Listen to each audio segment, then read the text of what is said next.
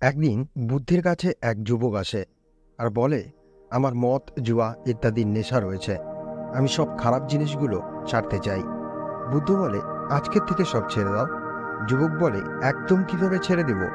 আস্তে আস্তেই তো ছাড়বো। বুদ্ধ তখন একটি কাহিনী শোনায়। বলে, এক সময় একটি সাধুর কাছে এক ধনু যুবক আসে। সে অনেক সোনার মুদ্রা তাকে দিতে থাকে।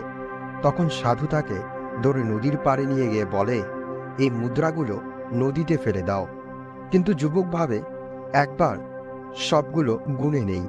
তাই একটি একটি করে গুনতে থাকে এবং সন্ধ্যা পর্যন্ত ফেলতে থাকে এবং শেষে বেঁচে থাকা মুদ্রাগুলো সাধু কেড়ে নিয়ে একসাথে নদীতে ফেলে দেয়। সাধু বলে, এই মুদ্রাগুলোর সাথে তোমার কতটা ভালোবাসা ছিল যে তুমি এগুলো ফেলার আগে গুনে নিতে চাইছিলে?